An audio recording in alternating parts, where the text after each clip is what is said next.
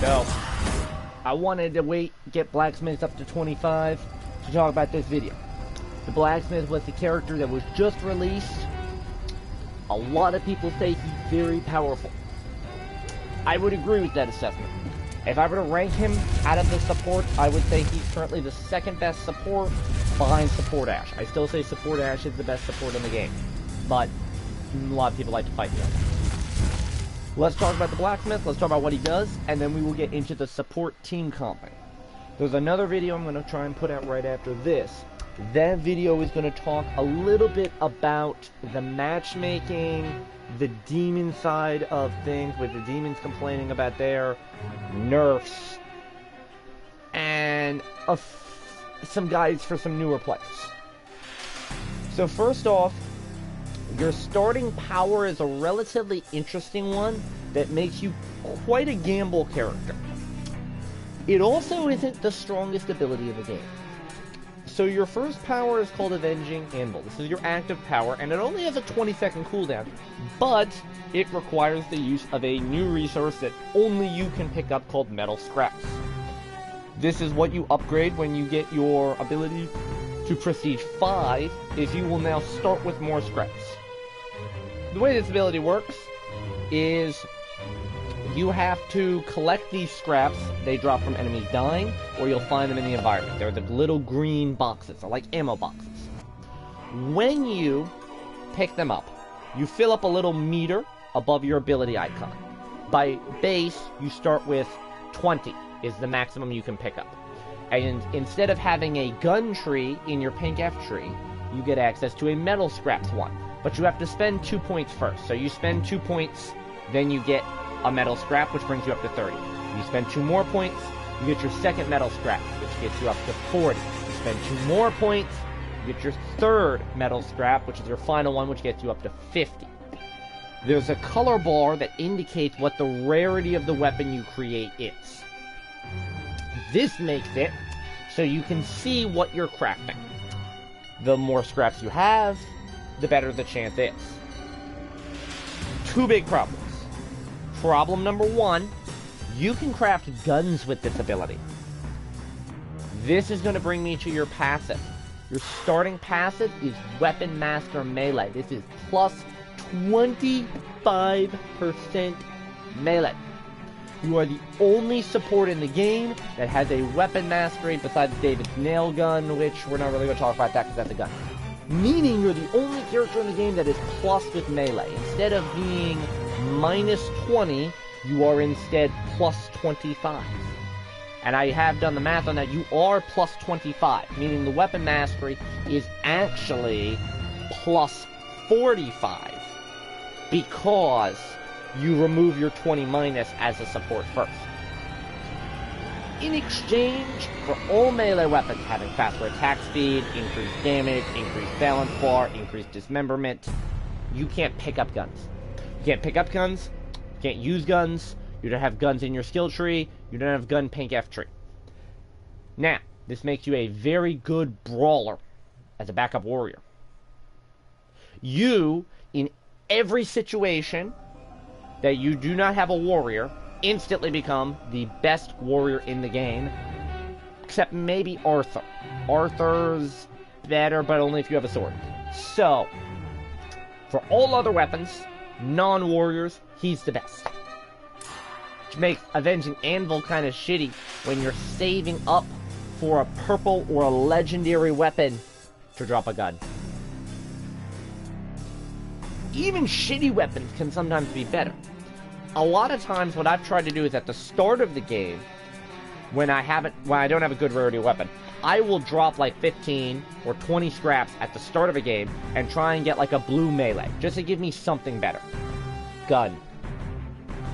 Common shit weapon, worse than what I have. Gun. Gun. This ability is very hit or miss. Now, if it works, it works.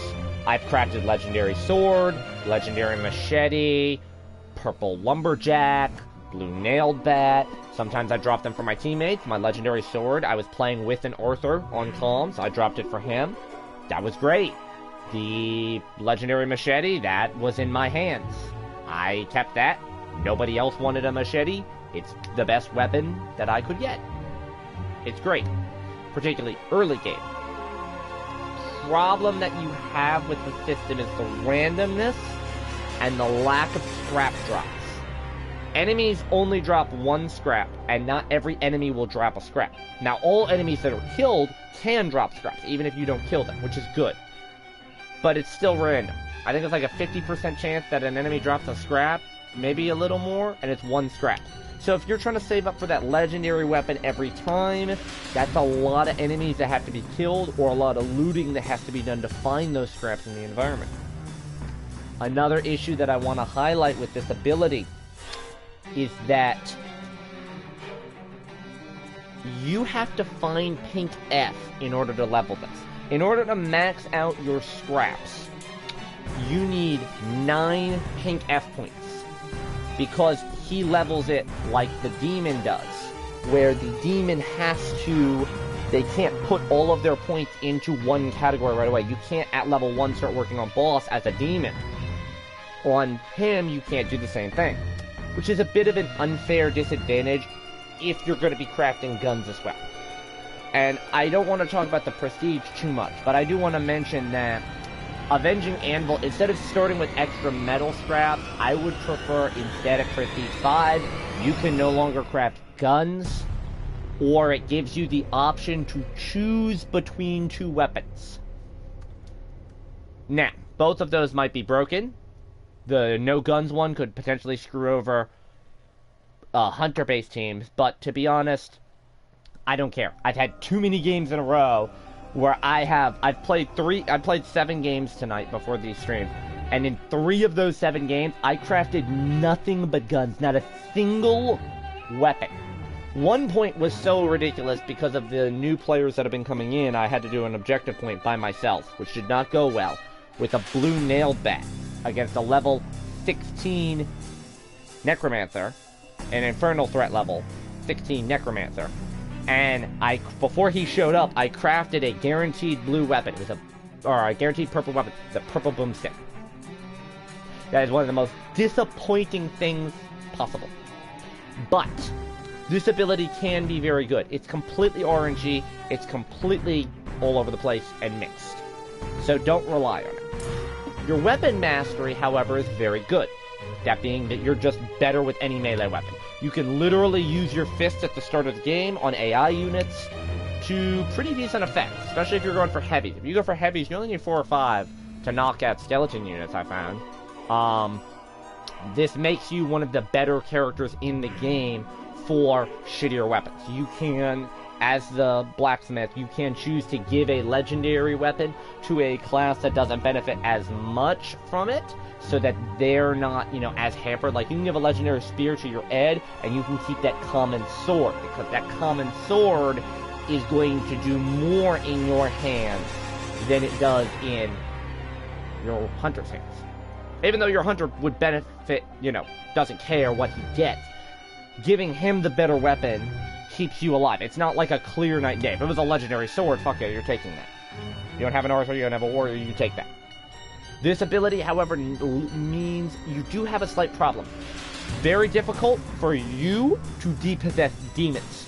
And the demon is less likely to possess you unless they know you have a good weapon, because every other character in the game can focus you, and you have no retaliation outside your stamina. Now, one thing I do want to mention with the Blacksmith, you definitely want to make sure you get him to level 10 before you start playing him, because you want tough as nails. You still have the base health bar of the supports, which is 1,000. Meaning, without tough as nails increasing your health up to 1,400, you are not able to brawl like a warrior. With tough as nails, it puts you right there with the warriors in terms of health. They're 1,300, you're 1,400. That is without industrial strength, which you and the warriors have the same amount, and that is without your pink F tree, which gives you more health, because you get 5 and they get 4. So make sure you are level 10 when you play him. Tough as Nails is a very good ability. It's a passive ability. You will notice it right away, although against some of the demons, not so much, and we'll cover that in the next video, when I get to recording that. Rough and Ready is your last passive to unlock. This ability makes it so that whenever you pop an amulet, you have a 50% chance that you keep your amulet. It does not break. You get a notification on the screen. This has a 40-second cooldown, so if you pop an amulet and then try and re-pop that amulet, it's going to automatically break.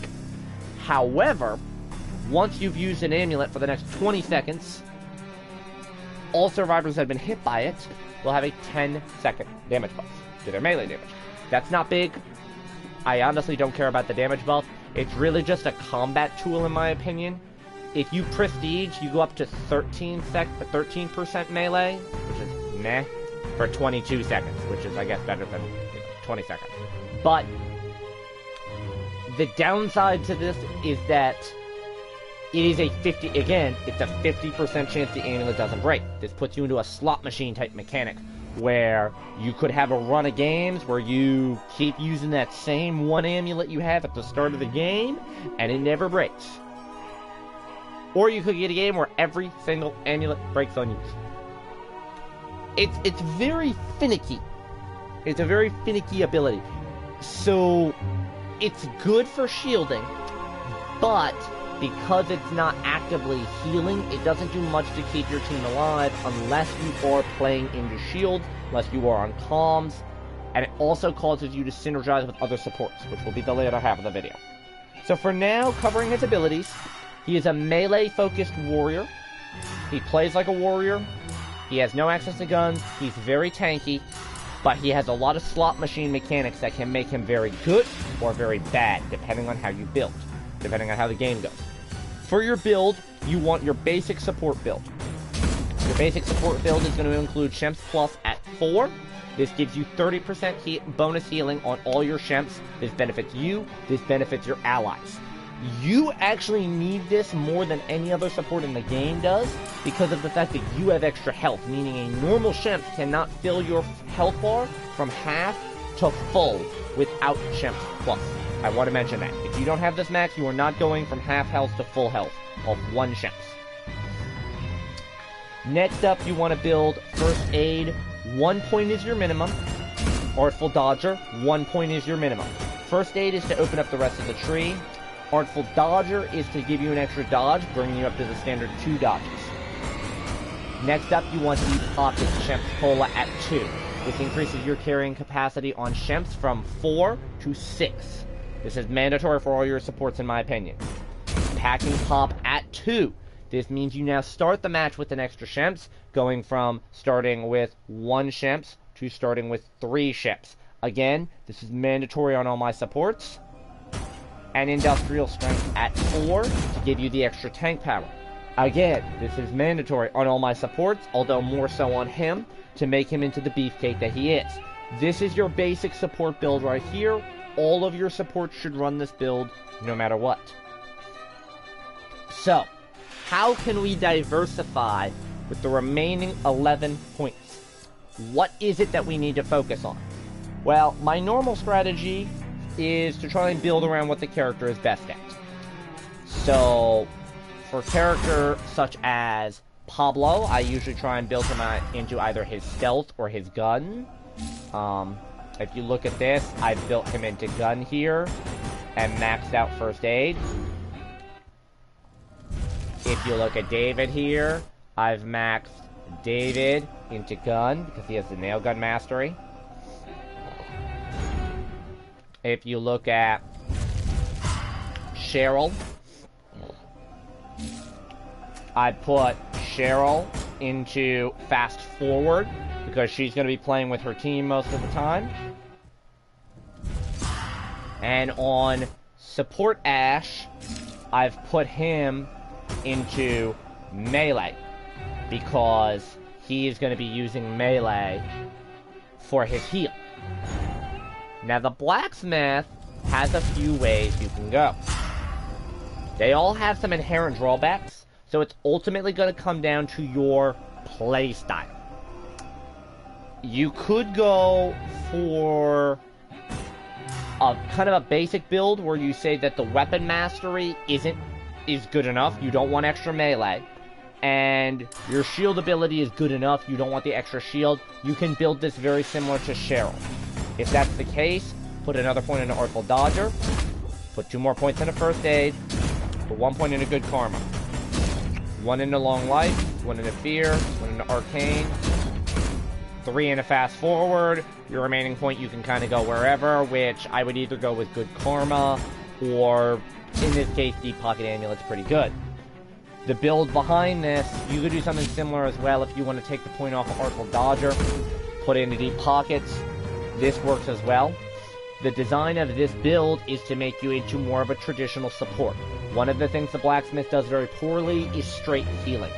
This gives you extra amulets in order to proc your level 25, Rough and Ready. This makes you capture objective points faster. This is overall better if you're playing with your team, and putting the 1 point in Good Karma and the extra 2 into First Aid is making it so that if you're able to revive your teammates, they get a much bigger heal, and you're able to heal yourself a little bit, because you're never going to be full health as Blacksmith. I don't necessarily like this build. Rough and Ready is a very gambly perk, so I don't like playing around it. In addition to that, I'm not a big fan of Fast Forward on Blacksmith. Blacksmith can actually solo a decent bit. I prefer to build him in the melee. Now, building him in the melee is no simple task. Instead of gun perks, you have Two-Handed Weapon Master, One-Handed Weapon Master, and Heavy Hitter, which is increased damage with heavies. I would avoid this ability like the plague. Even if you use heavies, I would avoid this like the plague. The key that you need to look towards is how you're going to play him weapon-wise. If you want to play him as a straight warrior, where you're using the biggest two-handed weapon possible,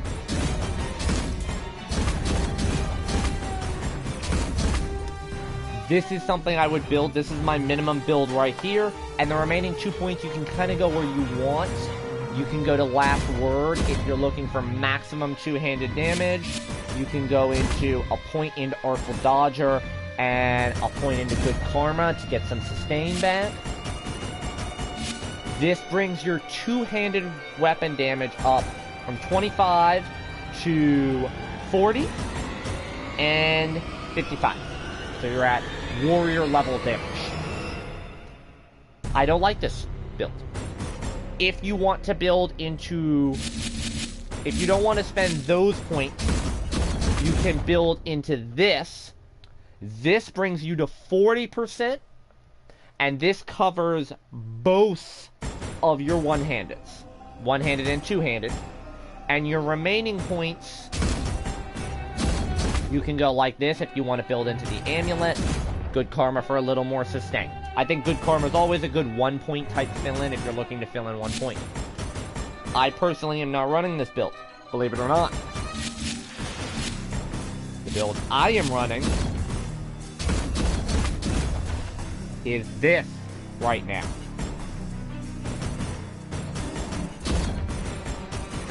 This is my current build. This is the build I'm going to end the Blacksmith discussion on. This build puts me at the 25% on the Weapon Master. Devastating Force puts me at 40, and this puts me at 50% with all weapons. This, to me, is the better build. I'm not going to spend the points for the extra 5% in each. I don't want to put points into Last Word, because I'm not going to max that. I'm not going to put my spare point into Artful Dodger to round it off, because it's not that great as a one piece. I don't have enough points in order to build into Deep Pocket's Amulet. I would need 2 points to max First Aid. I'd rather just put that point in Good Karma. If you don't want the Good Karma right there, that's fine. You can take that off, put that wherever you want. I personally prefer this build. Now, when you prestige your character, you will unlock an extra skill point with each of these levels, because your character level increases. So you'll max at level 30. So you get an extra 5 points. These 5 points make all the difference in how you play your Blacksmith, because your Blacksmith will be able to have a lot more in terms of versatility. So those extra 5 points you can slot pretty much wherever you want.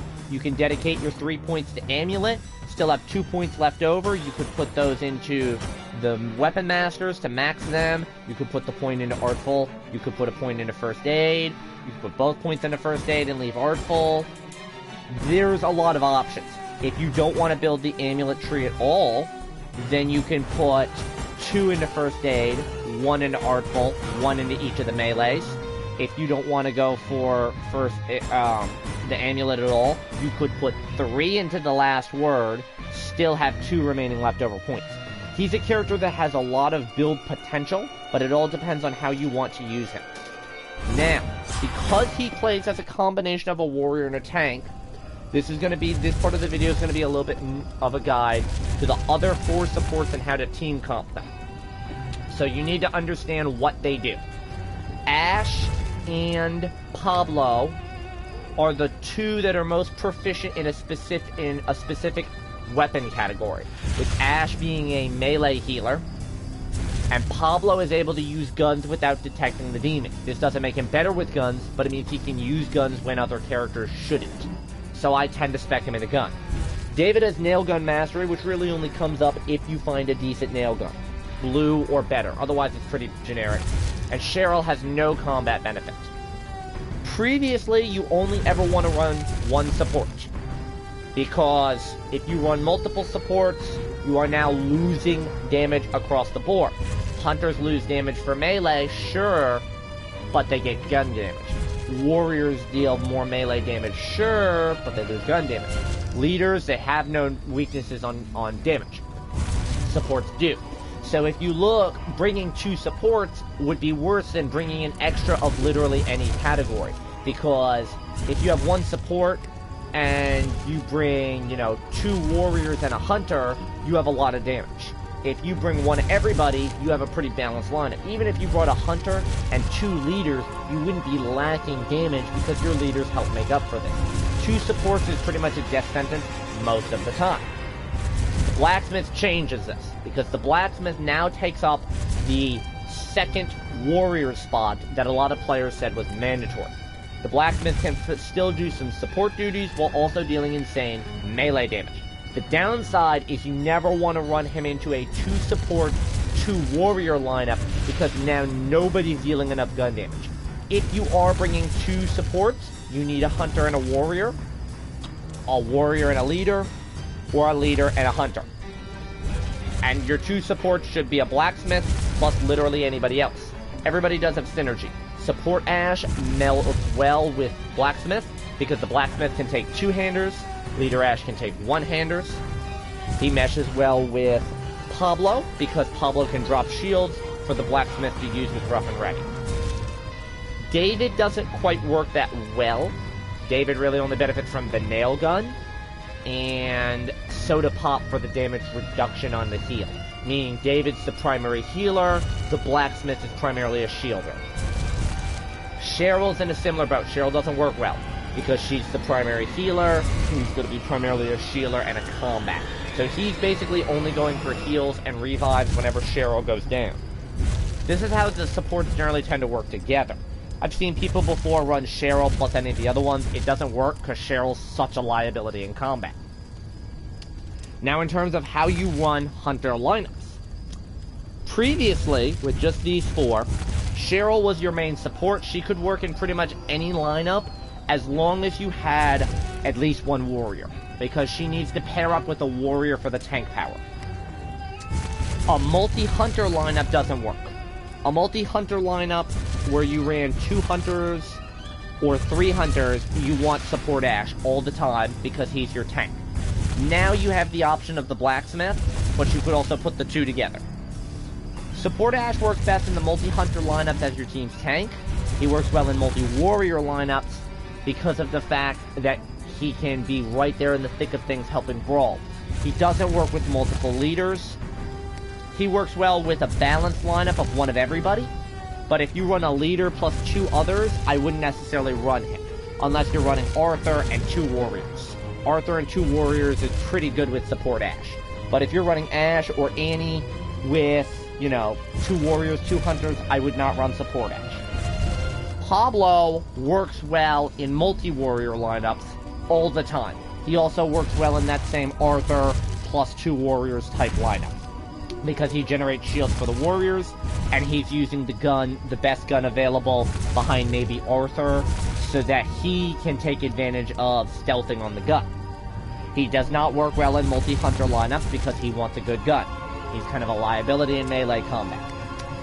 Cheryl works best in multi-warrior lineups as well, because she can put out a ton of healing, and having 2 warriors means you want that.